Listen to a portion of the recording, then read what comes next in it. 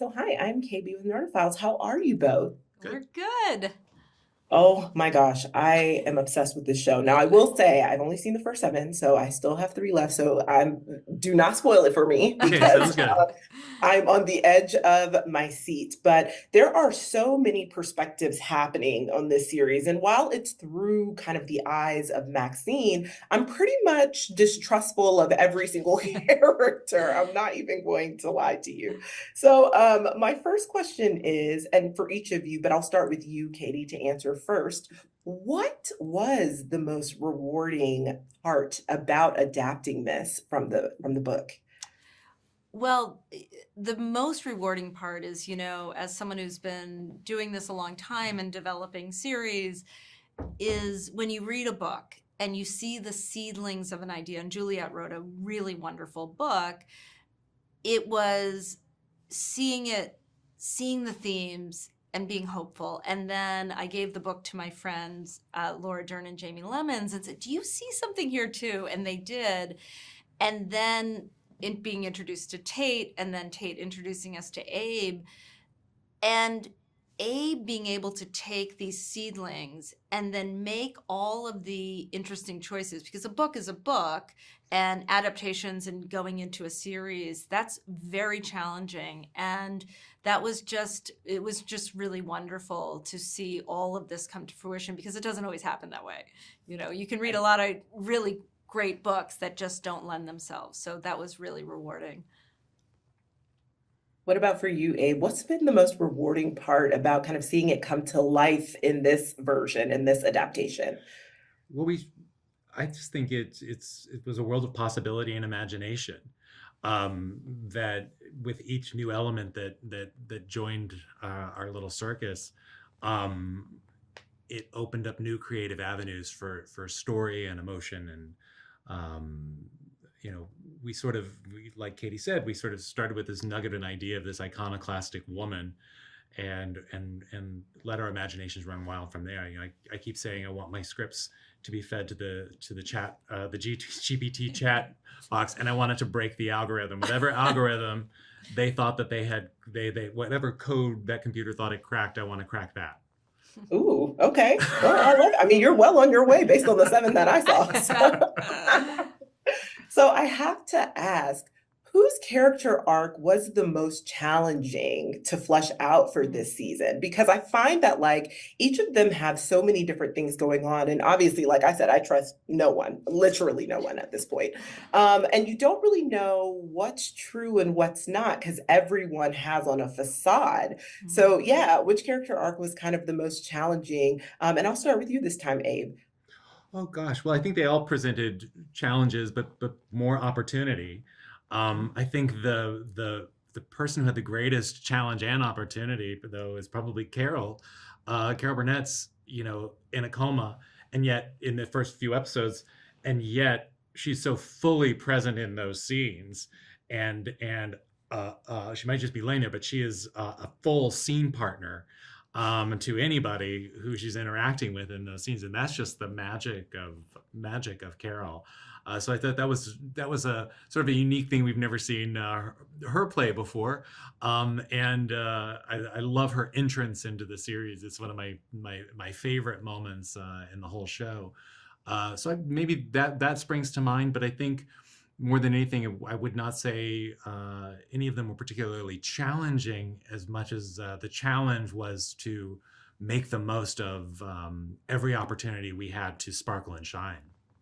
Well, listen, I mean, Norma is definitely the most talked about character. I mean, if nothing else, throughout the whole show, she stays in everyone's mouth She's for in everybody's sure. mouth the whole time. Yep.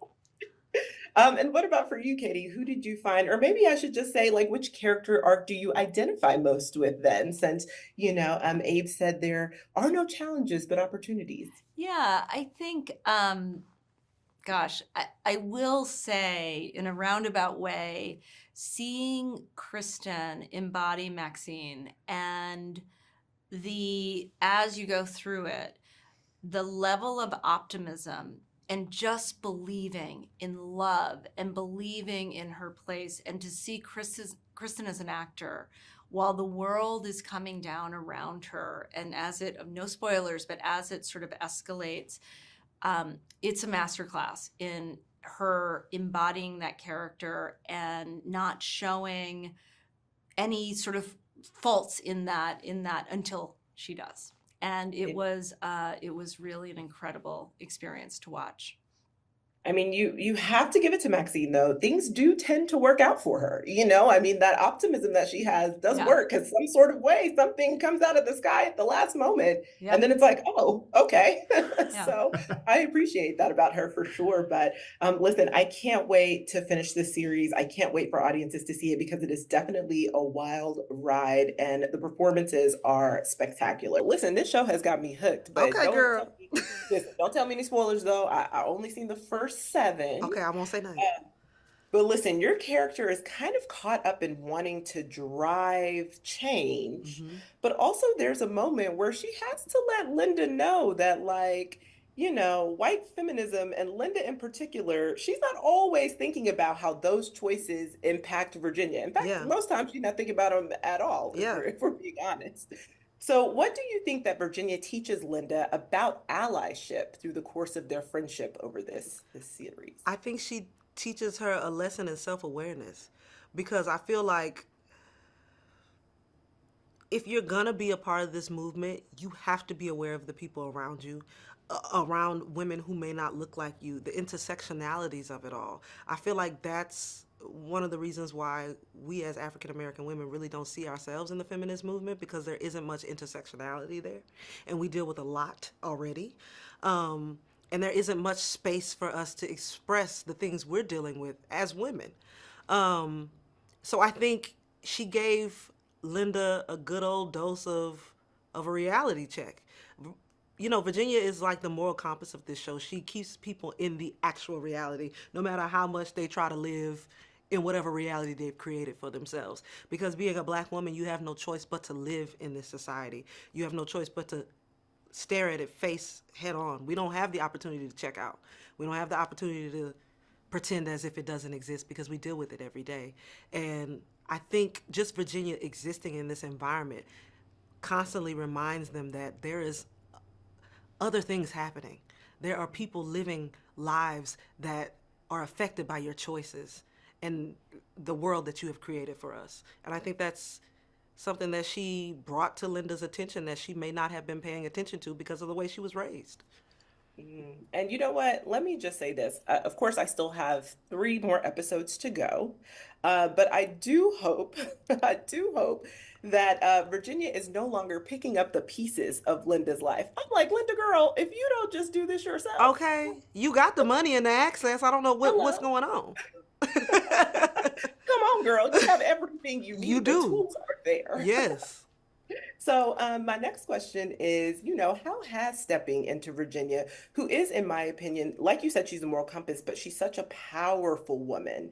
How has stepping into Virginia kind of expanded your craft as an artist? I think for me, it has allowed me to be more empathetic as a human, as a black woman. I feel like we deal with so much every day, just being in these bodies and in this skin, that it's really hard for us sometimes to hold space for people who don't look like us, because the world has put us at the bottom of the totem pole for so long.